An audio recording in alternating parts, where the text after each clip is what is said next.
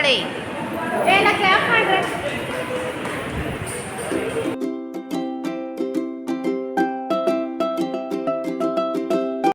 Hello hi ನಮಸ್ಕಾರ ಎಲ್ರಿಗೂ, welcome to the channel. ನಾನು ನಿಮ್ಮ ಚೈತ್ರ. ಸೊ ಫ್ರೆಂಡ್ಸ್, ಇವತ್ತು ನಾವು ಶಿರಲ್ಲಿಗೆ ಹೋಗ್ತಾ ಇದ್ದೀವಿ. ನಾನು ಮತ್ತು ಅಮ್ಮ ಯಾಕೆ ಹೋಗ್ತಾ ಇದ್ದೀವಿ ಅನ್ನೋದನ್ನು ವ್ಲೋಗ್ ನೋಡಿ ಪೂರ್ತಿಯಾಗಿ ತಮ್ಮನೇಲಿ ನೋಡಿ ಗೊತ್ತಾಗಿರ್ತದೆ. ಹಾಗೆ ಇವತ್ತಿನ ವ್ಲೋಗ್ ಶುರು ಮಾಡೋಣ, ಲೆಟ್ಸ್ ಗೋ. ಈಗ ಟೈಮ್ ಒಂದು 9:30 ಬಂತು ಬೆಳಿಗ್ಗೆ. ಮತ್ತು ನಾನು ಅಮ್ಮ, ನಮ್ಮ ಯಜಮಾನ್ ಹೆಂಡತಿ ಹೀಗೆ ಎಲ್ಲರೂ ಹೋಗ್ತಾ ಇದ್ವಿ. ಸೊ ಬಸ್ಸಿಗೆ ಹೋಗೋದು, ಮಳೆ ಅಲ್ಲ, ಹಾಗೆ ಬೈಕಲ್ಲೆಲ್ಲ ಭಟ್ಕಳ ಹೋಗಬೇಕು ಅಂತಂದರೆ ಸ್ವಲ್ಪ ಕಷ್ಟ. ನಾನು ಅಷ್ಟು ದೂರೆಲ್ಲ ಟ್ರಾವೆಲ್ ಮಾಡೋದಿಲ್ಲ ಬೈಕಲ್ಲಿ. ಇನ್ನು ಅಂದರೆ 1 ಅವರ್ವರೆಗೆಲ್ಲ ಆರಾಮು ತಗೊಂಡು ಹೋಗಿ ಬರ್ತೀನಿ. ಮತ್ತು ಮಳೆ ಆಗಿಬಿಟ್ರಲ್ಲ ಬೈಕಲ್ಲೆಲ್ಲ ಹೋಗೋದೆಲ್ಲ ಕಷ್ಟ ನೋಡಿ. ಹಾಗಾಗಿ ಫ್ರೀ ಬಸ್ ಉಂಟು, ಆರಾಮ ಹೋಗಿ ಆರಾಮ ಬರಲಿಕ್ಕಾಗ್ತದೆ ಅಂತ ಹೋಗ್ತಾ ಇದ್ದೀವಿ. ಬನ್ನಿ, ಇವತ್ತಿನ ಜರ್ನಿ ಹೇಗಿರುತ್ತೆ ಅನ್ನೋದನ್ನು ಕೊನೆವರೆಗೂ ನೋಡಿ. Let's go friends. ಮತ್ತೊಮ್ಮೆ ಇವತ್ತಿನ ದಿನ ಫ್ರೆಂಡ್ಸ್, ನಮ್ಮ ಶಿರಾಲಿ ದೊಡ್ಡಮ್ಮ ಇದ್ದಾರಲ್ಲ, ಅವರಿಗೆ ಮೊಮ್ಮಗ ಹುಟ್ಟಿದ್ದಾನೆ. ಸೊ ನಾಮಕರಣ ಇದೆ, ಹಾಗಾಗಿ ನಾವು ಶಿರಾಲಿಗೆ ಹೊಂಟಿದ್ದೇವೆ. ನಾನು ಬಸ್ರಿ ಬೈಕೆ ಅತ್ತಿಗೆಗೆ ಊಟ ಮಾಡಿರುವಂಥ ವ್ಲಾಗನ್ನ ಮಾಡಿದ್ದೆ, ನಮ್ಮ ಫ್ಯಾಮಿಲಿಯವರೆಲ್ಲರೂ ಸೇರಿಕೊಂಡು. ಅದೇ ಅತ್ತಿಗೆಗೆ ಮಗ ಹುಟ್ಟಿದ್ದಾನೆ. ಸೊ ಇವತ್ತಿನ ದಿನ ನಾಮಕರಣ ಉಂಟು, ಹಾಗಾಗಿ ಹೋಗ್ತಾ ಇದ್ದೀವಿ.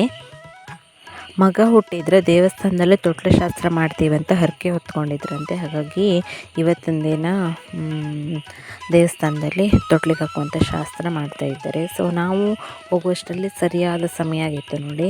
ಇನ್ನು ತೊಟ್ಲು ಪೂಜೆ ಎಲ್ಲ ಮಾಡ್ತಾಯಿದ್ರು. ಹಾಗೆ ನಾವು ಕೂಡ ಹೋದ್ವಿ ಅಷ್ಟೊತ್ತಿಗೆ. ಇನ್ನು ತೊಟ್ಲಿಲೆಲ್ಲ ಹಾಕಾಯಿತು ದೇವಸ್ಥಾನದಲ್ಲೇ.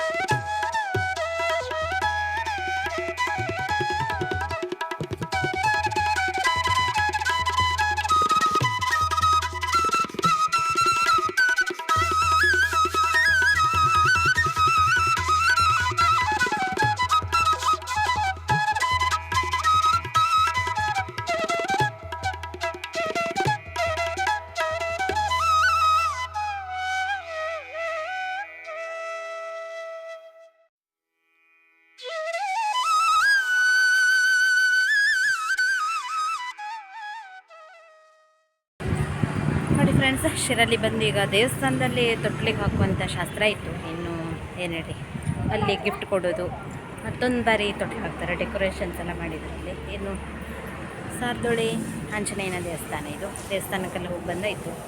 ಇನ್ನು ಬನ್ನಿ, ಈ ಕಡೆ ಸಭಾಭವನ, ಇಲ್ಲಿಗ ಉಂಟು ಫಂಕ್ಷನ್.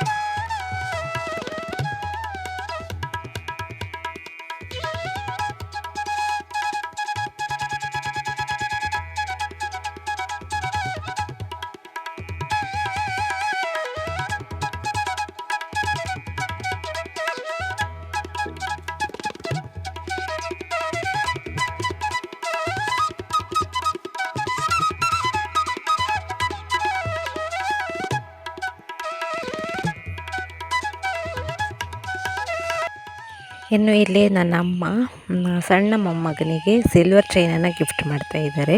ಸೊ ನಾವು ಆನ್ ದಿ ವೇ ಹೋಗ್ತಾ ಸಿಲ್ವರ್ ಚೈನನ್ನು ತಗೊಂಡೋಗಿದ್ವಿ.